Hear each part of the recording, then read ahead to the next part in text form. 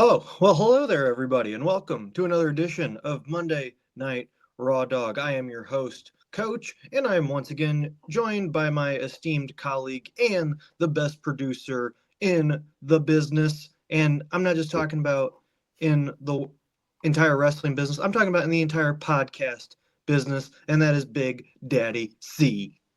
Coach, what's going on, man? Oh, nothing much. Uh, I know you're doing pretty good with your Michigan Wolverines right now. Yeah, taking it one game at a time, man. One game at a time. They've been a couple of scares over the last couple of games, But funny enough, I was actually in Detroit watching the game at a friend's house, and so it wasn't looking too pretty, but them boys fought back, man, and put the game away. So it was amazing to see. So we got a true test up. We got number one Auburn. So Mm-hmm. we'll see what happens with them. Hopefully we can get to the Elite Eight and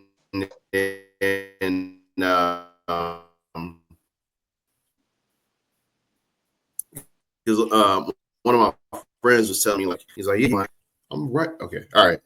Yeah, one of my friends was telling me, he's like, yeah, man, you got the death bracket. And I was like, what you mean? I'm like, compared to the other teams in the tournament, we're not really. I'm like, it seemed like we were good, but apparently the teams that we faced so far, have been up there in terms of being great this season, and they've given us a true test. So now Auburn, this will be the ultimate test coming out of this region, the South region. So we'll see what happens in the Sweet 16. But yeah, Big Ten was looking good up until this last round. Illinois got put out, and I forgot the other Big Ten schools that got put out. But yeah, so it's looking rough. My condolences to your Mizzou Tigers, man. It wasn't. Well, it didn't look too good, man. From what I heard. It was ugly. It was not. We picked a bad time to play our worst game of the year. Let's just say Yeah, that. as most teams do. The interesting part is that they haven't been really. I don't think there's really any Cinderella team this year. I think all of them got put out so far. So all the teams that kind of have a legitimate shot to be there are in there right now. So we'll see what happens in the coming weeks. But yeah, let's talk some wrestling, man. All right, sounds good. So tonight's Monday Night Raw, or today in the United States, came from Glasgow, Scotland, and who better to kick off the show than John Cena? And the chorus of John Cena sucks singing throughout the crowd almost gave us that nostalgia feeling from 2016, 2017 when that really started to take off.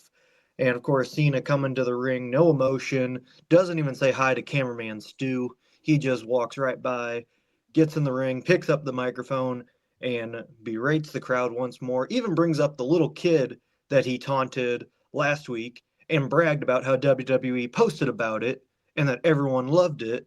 And he only proves his point that the fans are the abusers in the relationship. So after all of that, he then goes into saying how nobody will remember Ric Flair because once he wins number 17, he is walking out of WrestleMania with the championship, with the actual championship, a la CM Punk in 2011 at Money in the Bank. Well, of course, that brings out Cody Rhodes. Rhodes gives his statement about how he's going to have to go through him to get that title, gets the fans on his side. Cena walks away, comes back, then walks away again. Rhodes says some parting shots, but all in all, a pretty solid segment to kick off. And I don't know about you, C, but I'm loving heel John Cena's promos because there's some truth to it in it, and I love it when the heels bring some truth in to their promos. What do you think of the opening segment? I thought it was great, honestly. To add to your point about heels adding truth, definitely Cena. I feel like I feel like this is Cena's like way of like getting out everything he's really been feeling since like he really took off as a, or really from from the point back from the Dr. Thugonomics days all the way up until he really took off and won the championship. I think he's really starting to he's found a way to get those emotions out and let the fans know like, hey, this is what I've been feeling, even though I've been rising above the hate. It's finally get a chance to tell y'all how fickle you are, as the IWC. Mm-hmm. I thought it was great. I do want to see some action at some point. That like this back and forth. He been cooking, don't get me wrong, but when Cody comes out there, it's like he says nothing. Just about only thing he's gotten is, "Hey kid, it's WWE champion to you," and he hasn't said anything to Cody since then. And so it's like, I don't know if they're saving anything for when The Rock returns, which I have to say this. I just thought about it just minutes before before I hopped on here. Where the hell is the final boss? Like, where is he? Where is he? Like, come on, man. Like, yeah, we talk shit about Cena, not appearing for most of the farewell tour since he announced it or whatever. But for the most part, give him his credit. Maybe like after that first week post Elimination Chamber, he shown up back-to-back weeks on Monday Night Raw. The Rock has not appeared on SmackDown since that moment or on Raw. So I'm like, final boss, where you at? Bring your ass. Bring your ass. In the words of Anthony Edwards, when he told Charles Barkley after they beat Denver in Game 7, and Charles Barkley was like, "Yeah, we're gonna come down there to Minnesota, man, and have some fun." And he was like, "Yeah, bring your ass." So The Rock, on the behalf of like all of the entire wrestling community, where you at? Bring your ass. It's time. All right. You the one that initiated all this shit. We need you. We need to see you. We need some explanation from you as well, sir. Because you recruiting the one guy that you've had issues with in the past.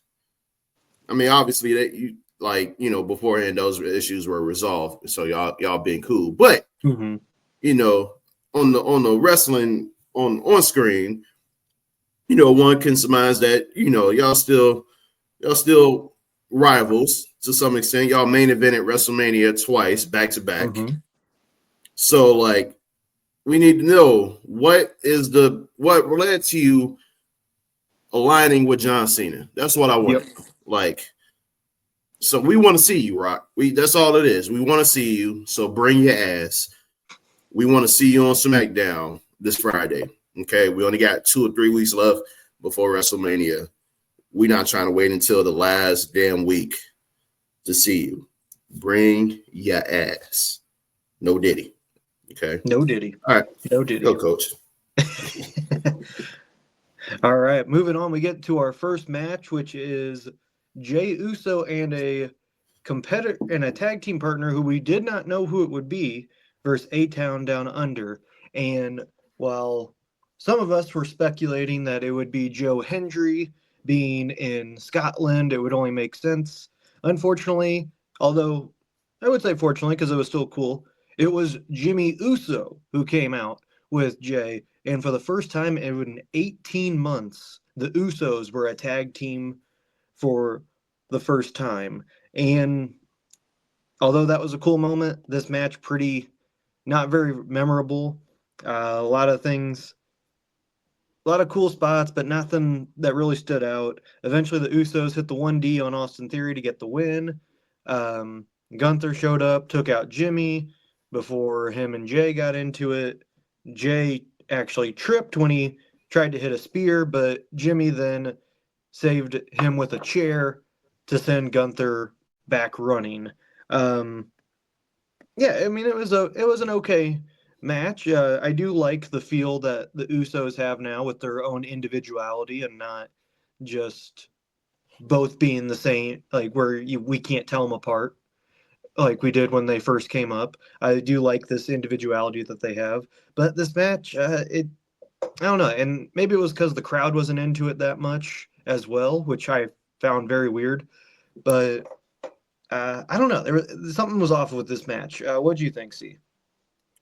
Um, I was shocked to see Jimmy there, but it makes sense considering the fact, hey, what better person to go lean on to get some help, when needed than your own brother, your own flesh and blood. So, hey, so I was happy to see them boys back at it reunited. And so it was a fairly decent match, just off the excitement of having them two back in the ring and being able to see them, do their thing like we used to, during their run as tag team champions. They were one of the greatest to ever do it, so it was great to see that just off that aspect alone. I think, good old squash match, against I won't say squash match. I think Waller and Theory, they do hold their own. They're talented, they're athletic as hell. So they got some good move sets in the ring. So for the most part, and they've been tag team champions. So I mean, it's nothing to slight them. But obviously they don't have much going on right now. So outside of the feud with Jay, just throwing them into this whole thing. But I thought it was a fairly decent match. They nothing to write home about. Is just I feel like it's more like a filler, but it also is a connection to the whole Jay and Gunther Gunther situation. Once you go into the segment that would follow that, things will kind of pick up a little bit more. So I'll let you get into that. All right. Well, then our next match, it is a title match for the Intercontinental Women's, or I should say Women's Intercontinental Championship between Lyra Valkyria and Raquel Rodriguez. I'm gonna be honest, this match seemed a little botchy, and it was nothing on Valkyria's part. I think it was mainly on Rodriguez's, not to point fingers, but it just was, again, another match that just felt off. The finish was definitely weird when Rodriguez had Valkyria up for a power bomb, only for in slow motion she slowly rolls into a somersault, and Valkyria covers her for the 1, 2, 3. Not only that, but the pin was also not really official for the first 2 seconds because her shoulders were not down. Um, it just another weird match. So Valkyria wins. Morgan then starts and Rodriguez then start beating her up. Bailey comes out for the rescue, and that is about it. It just, I don't know. See, the first two matches left a bad taste in my mouth. I don't know about you. What do you think of this one? The joy of being able to watch wrestling on a streaming service such as Netflix, and then you're behind. You get to skip past matches and segments. Best believe I skipped past this, right? At least at to the very end of it, and then the aftermath. So I was able to catch them jumping Lyra, and then Bailey came out there to help her fend off Liv and Raquel. So which Bailey looked really nice in her outfit. It was amazing. But yeah, I skipped past it. I will say this though. I do foresee a feud in the future between Lyra and Bailey. Bailey's she's been on a face run for a hot minute. Lyra is the champion. She's beaten Raquel twice now, I believe. So I think either they turn Bailey heel and to go after that championship, or they turn Lyra heel and turn on Bailey, and then that starts a whole new thing. Because I think a heel Lyra would be pretty nice to see. I think that would be nice to see. And then eventually, you can, whatever they decide with Roxanne down the road, they can run that rivalry back with Lyra and Roxanne. And so that'll be post Mania, of course. But I think we're on a collision course for Bailey and Lyra for WrestleMania. So we got mentor and mentee. It's a pretty easy route to go for a feud, especially for when the championship is involved. So I think I definitely think that this would be good to see Bailey versus Lyra for the Women's Intercontinental Championship at WrestleMania. So it's just a matter of who will be a heel, who will be a face, or if you go into both faces and then maybe after the match, one turns on the other. So, that will be good to see. But yeah, match itself tonight or today, I skipped past it. But just seeing the end of it, the aftermath, that kind of led me thinking that, okay, there's something here, that they can do with Bailey and Lyra. So those are my thoughts. All right, then we move on to our next segment, which is clarifying the Women's World Heavyweight Championship situation for WrestleMania. Adam Pearce came to the ring, said he had a solution. Io Sky then came out, said she was willing to do the triple threat, only for Bianca to come out and say she doesn't want Rhea in the triple threat. Then Rhea came out and said she didn't want Bianca in the triple threat because of weaseling her way into the championship match after Io beat Rhea. Of course, back and forth they go, and Pearce finally said that how it's going to do is next week on Raw, it'll be the rematch, Rhea Ripley versus Io Sky, for the title, with the winner facing Bianca at WrestleMania. And as soon as that was announced, all three women started brawling. Chaos ensued. It ended with Bianca holding the championship belt, and this caught me off guard. Lots of boos when she held that championship, and I'm wondering if that will be the start of the eventual heel turn that we're waiting on with Bianca. What do you think, C? I can care less about the whole booing and shit. Here's my issue. Okay. Why the fuck are we delaying this? We know what this is going to be. Why are we delaying the inevitable? Just make the damn triple threat match, man. Why are we going through all these loops and shit? Oh yeah, we gonna have the rematch Rhea versus Io, and then we gonna make Bianca the special guest referee. Then backstage they talking about no, special guest referee, blah blah blah blah blah. What the fuck are we doing? Like, what are we doing? Y'all are just delaying the inevitable. I get it. Y'all want to put on great shows. Y'all want content. Y'all want to provide all the necessary build up to what's going to happen. I get it. But goddamn, we know it's going to be a triple threat. We know this. Just make the damn match, man. Come on, bro. Like, what are we like? Come on now. We've been watching wrestling too long. We know what this is going to be. We know what it is. So, like, just miss us with all this. Like, don't me doing all this extra shit because we know she not gonna call it down the middle. We know that. Because Rhea gonna do something or say something that's gonna take her off. Io is gonna say something or hit her or do something that's gonna take her off. She's not gonna call it down the middle. Now, I will say this. The one way you can make it interesting is Jay pop up and do something.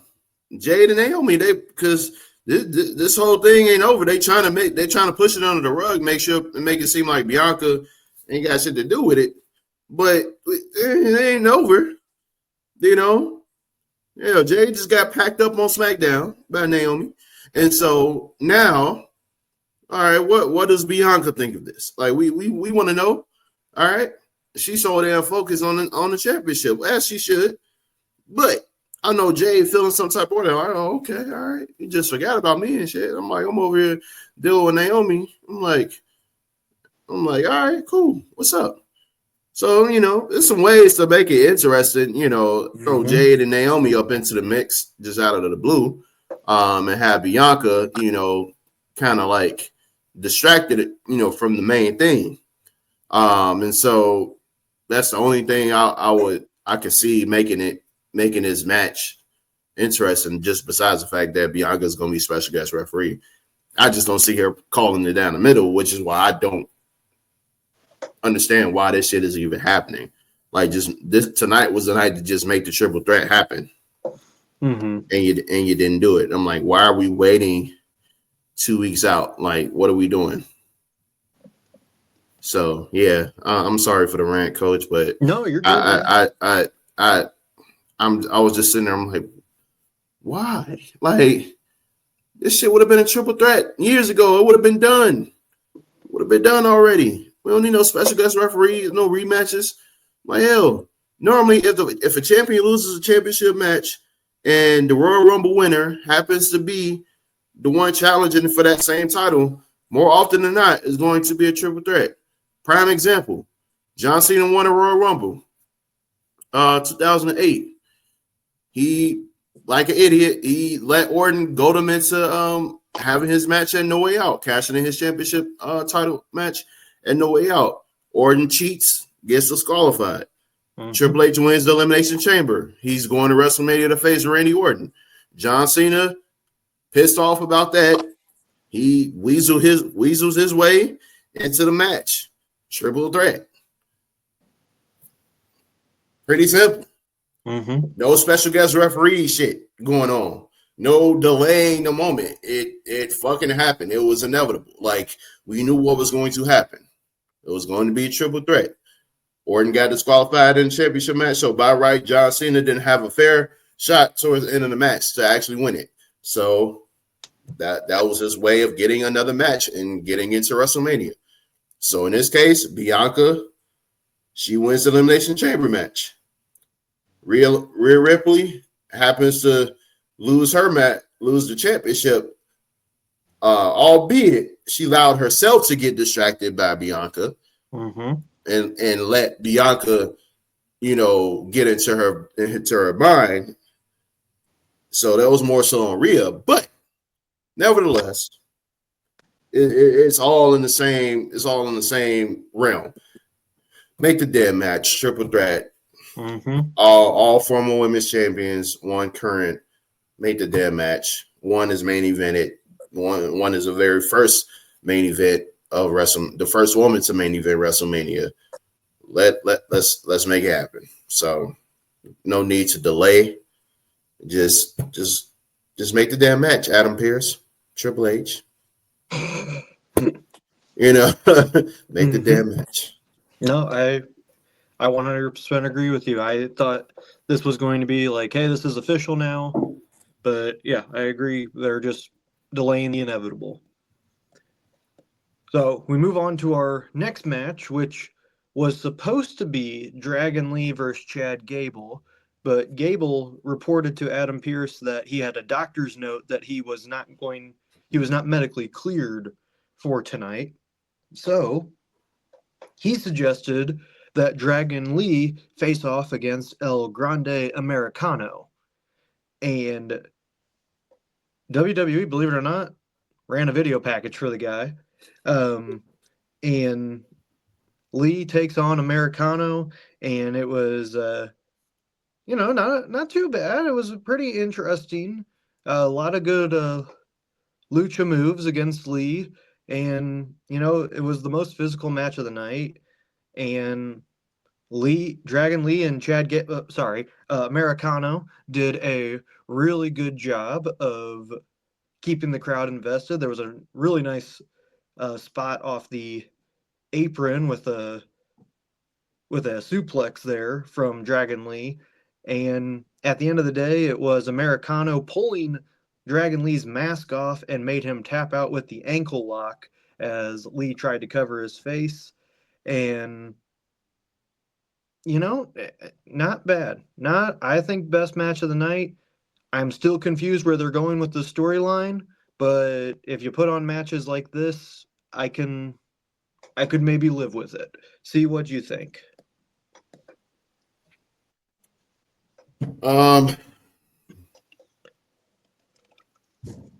At this point, I mean, obviously we know it's Chad Gable.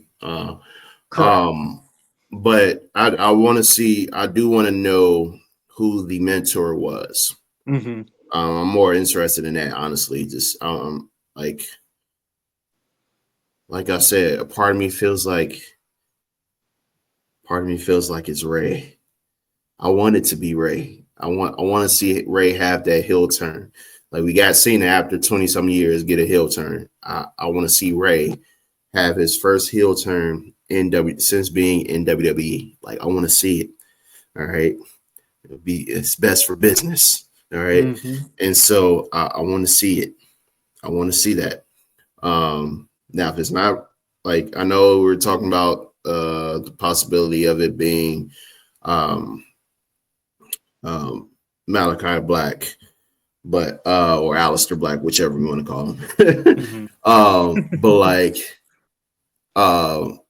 But I just think it makes more sense for it to be Ray, since he is the like upper echelon of luchadors. Like he is the guy right now. Like Eddie was the main guy, when Ray came along. But like once Eddie passed on, God rest his soul, Ray became that guy that every luchador that came after him would look towards. Like, he's like the godfather right now of like luchador. Mm-hmm. So like, what better person to learn from than him? And so he can be that ultimate, like, I don't know, him and Chad Gable working together, it would be weird, but at the same time, it makes sense. Mm-hmm. Like, Ray could be that manager, that Chad would need. Now, Chad has his own group, so we don't know if him and American if that's still going to be a thing. So, like, I don't know. It's a lot of different factors that could be, that goes into this whole thing. But a heel Rey Mysterio is what I want to see. So him being the mentor, like that would shock the world. Mm-hmm. Like almost on the level of John Cena, the John Cena heel turn, because Ray is the one person you don't really envision being the heel. Well, at least a lot of his fans, a lot of the, the luchador, like Ray has always been that baby face, like underdog, like just overcoming, the odds. But in this situation, him being, like he ain't really got much else going on. So I think him being in a managerial role almost, but still being able to, do his thing in the ring, that would be nice to see. So those are my only thoughts on it. I don't really care for the match too much. But I just want to see Ray, eventually be revealed as the mentor to Chad Gable. So he's acting like he don't want to, like he hates Chad Gable and all this, but I feel like he's smoking mirrors, and he's like, no, I was the guy behind all of this, because I want him to ditch LWO completely. I'm tired of it. Same here, man. I'm LWO was not what we thought it was going to be, and because they're too much. I think with them being a babyface group to start out, that I think that kind of fucked it up. Because really, what you want to do, you want if you're going to have a group like that, LWO, you kind of want them to be heels. You know, and Mhm. remember with it was early to mid 2000s. You had I don't know what the official group for him was, but you had Psychosis, Super Crazy, and was it Juventud? I think that's how you say his name. Yeah, But yeah, yeah, yeah, yeah. those three guys. I forgot the names, the actual group name, but they were like a heel faction, you know, and all luchadors, and they did their thing, man. Like they had their runs in ECW, WCW, but like that's something I would have hoped for LWO to be, but they end up not being that. And Right, so I think now I feel like let Ray move on, do something else. And I think him having a heel run would be amazing to see. He's already in the Hall of Fame. So, Hall of Fames is different in WWE compared to actual like pro sports with NFL mhm, basketball. Like it's not the end. Like you can still do right. whatever you want to do. Yeah. So yeah, man, I think turning Ray heel, make him be a heel manager slash, part-time competitor, that would be best for business. And great to see, honestly, so we'll see what happens with it. But yeah, I don't care for the match. No, I'm with you there. I think that would Yeah, be man. such a swerve to have him turn heel, and it Yeah. would just, I think it would just escalate the story to new heights that we need it to be at. Because right Yep. now it's more confusing than interesting for everybody. Right. All right, our next segment leads us to CM Punk giving a brief promo about what happened on SmackDown. Really nothing to write home about. It was a general CM Punk promo. So we're going to move on to our main event of the afternoon slash evening, which is a men's intercontinental title match between Braun Breaker and Penta, and it was very good to start with. Then we started getting some interference as Dominic Mysterio and Carlito came to the ring to show their support for Penta, trying to get him to join in the Judgment Day. Um, a lot of good back and forth between Penta and Breaker, only for Mysterio to come in and cause a disqualification by attacking Breaker. Finn Balor then showed up with a chair and hit Breaker a few times. Penta, you could hear on the hot mic, was, I mean, great job by him going along with it, but was acting, was confused as to why the bell had rung because he felt like he was close to winning. And as Balor hit the chair shot, Mysterio hit a chair shot, he hands the chair to Penta, trying to get him to join the Judgment Day, only for Penta to kick the chair in Dom's face. Then that brings Finn Balor out to attack, and they take out both Breaker and Penta. It ends in a DQ with Braun Breaker retaining the title. Um, yeah, that ending, I didn't like it. I did not like how that ended. I thought it was a cop out, if I'm being honest. It definitely was. Yeah. Yeah. Um, Your thoughts, see? but before that, I want to say with the CM Punk thing. Hmm. This is why, because I was laying down watching like watching Raw like on my phone. And I was still like catching up, so it's probably over by the time I caught up. But Yeah. um, that's why you don't fall asleep while watching wrestling because weird things happen. I woke up, so like I fell asleep right at the CM Punk, like towards the end of the CM Punk promo, and I think I woke back up and then I was watching. I think the main event match, the Intercontinental Championship match was on too, and that put me to sleep. And I was just like, okay. And then next thing I know, I wake back up and CM Punk and Seth Rollins are brawling, and I'm just like, what the fuck? I'm like, what's going on here? And then I looked at the date on the recording of the show. It was from March 3rd. I'm like, the hell? I'm like, and then I rewinded and I went back. I'm like, I do not remember them. Like, they've had a brawl, but it wasn't this. Like, I don't remember this particular brawl. Like, I know they had one like after Elimination Chamber, but I was like, I don't remember this particular brawl from this episode. I'm like, because they brawled for a hot, like probably about a good 3 or 4 minutes. Yeah, and I like, it was remember all, that. and like it was all over the announce table, everything. And I was just like, hold on. I was like, I'm like, I don't think Rollins was there tonight. And so I'm like, what did this happen? So once I started to, when I woke up fully and I looked at the date, I was like, oh, okay. I'm like, Monday Night Raw for tonight. Well, today is over, and they just went to another episode. I'm like, yeah, this is why you don't fall asleep while watching wrestling, because weird things happen. So yeah, but yeah, in terms of the main event, I believe, it was definitely a cop out. I don't like when shit ends in disqualification unless there's like a big return or some shit coming, like something like that happening. In this case, it didn't happen.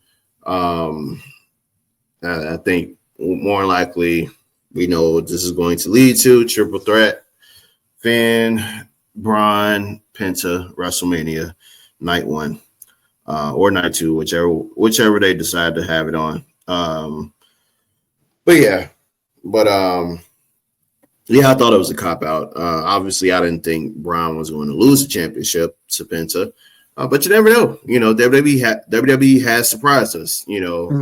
Case in point, Io beating Rhea for the championship on Monday Night Raw. And hell, even with Jay beating Braun on Monday Night Raw for the Intercontinental Championship. So there have been times they've surprised us. So you never know what could have happened tonight. I thought it was a major cop out to end it via disqualification and not have and there not be like something bigger that led to it. It's just Finn and Dom doing their shenanigans. So I didn't like the ending either. I thought it was whack.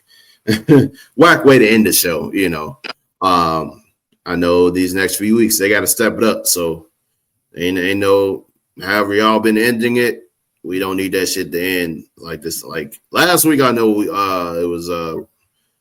was it Roman? Yeah, Roman came back. Roman.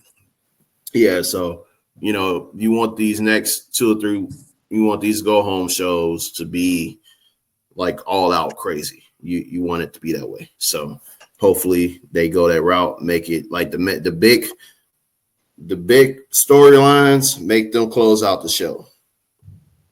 So now I will say, I don't know if hopefully this was the last of the early shows.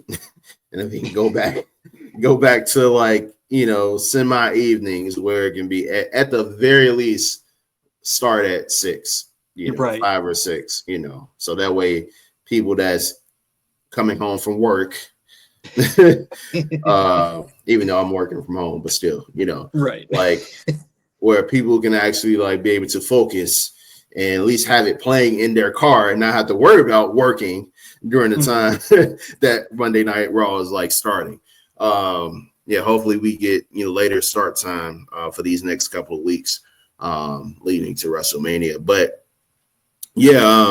I think that hopefully we get the big storylines to like kind of take over the Monday Night Raws and the SmackDowns, because obviously there's some things that still aren't ironed out yet, for certain matches, particularly the Cena and Cody. We need to see The Rock. We need to see what's happening. We need to see. We need more information as to what the favor is for CM Punk and Paul Heyman.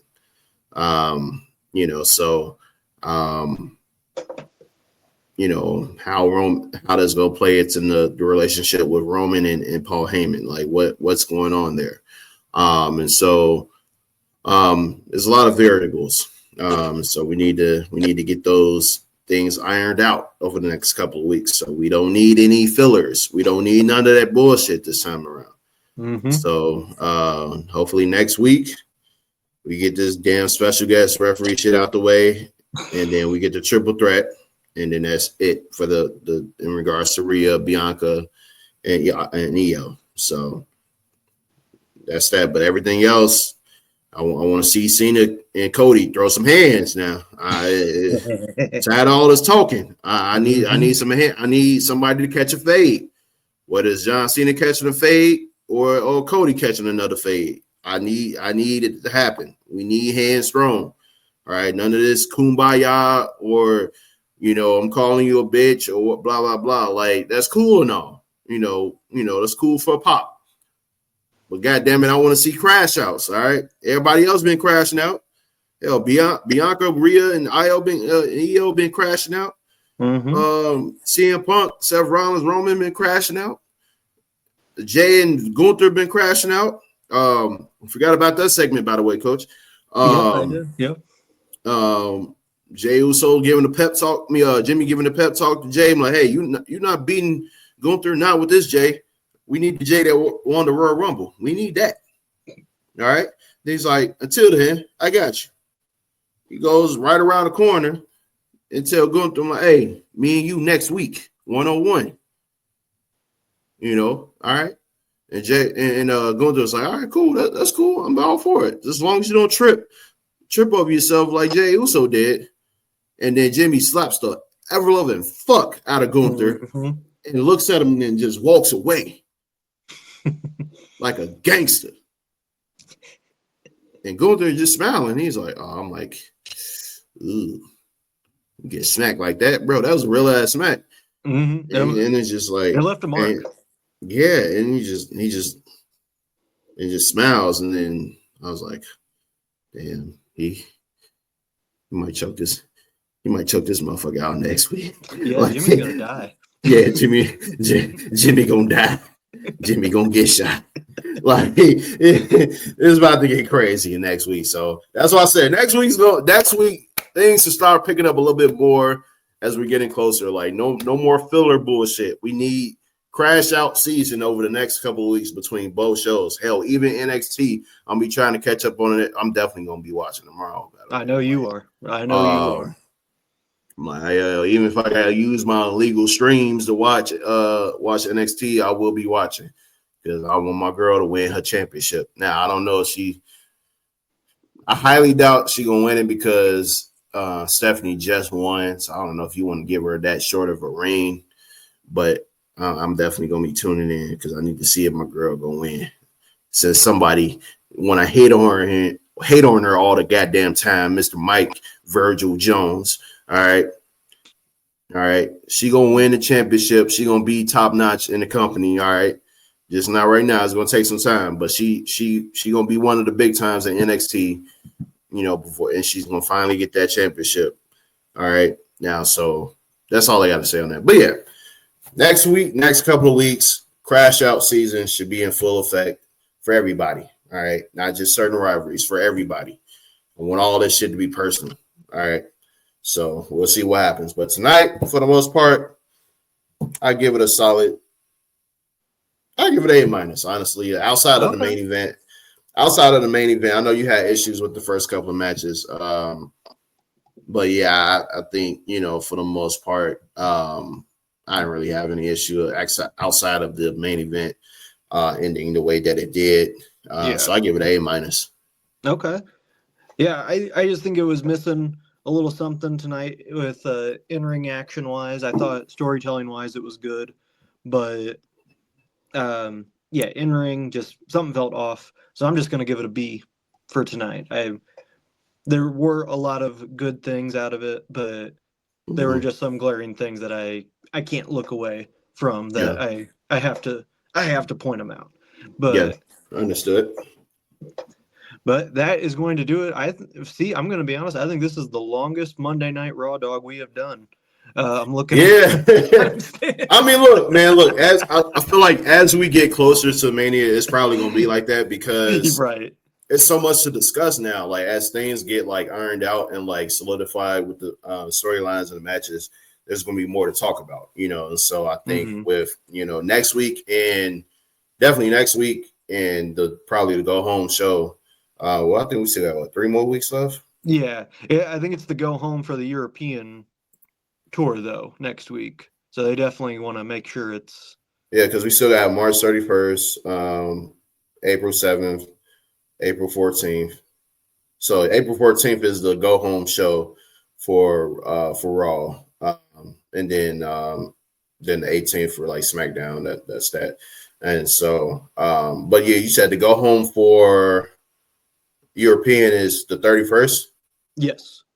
Okay, all right. So that'll be the last. What about SmackDown? Is SmackDown still overseas? Is gonna be? I think Is so. that I think okay? next That'll week's be the last next one week there is the too. last week. Okay, all right. Yep. So yeah, next week, should be very interesting. A lot of with this whole little transfer portal thing, everybody's crossing over to each show. Like it's WrestleMania season, so it's bound to happen anyway, even without the transfer portal.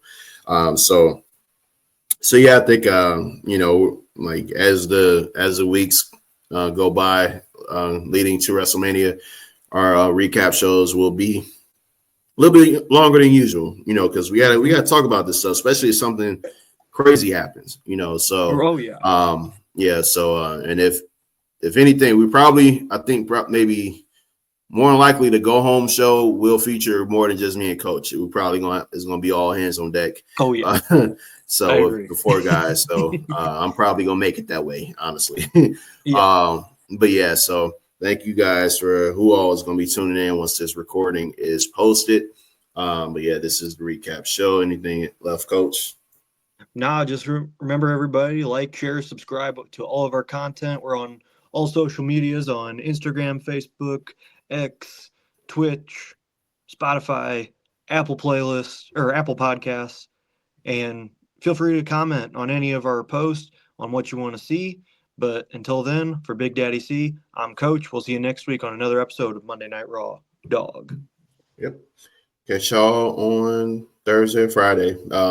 I'll be doing the AEW recap show, so be on the lookout for that. And then the Friday night, or the SmackDown, lowdown, throwdown, bringing around town, whatever you want to call it, with Freaky Fritos. I should be on for that episode, so that'll be my grand return to the SmackDown podcast episode. So catch y'all then. Peace.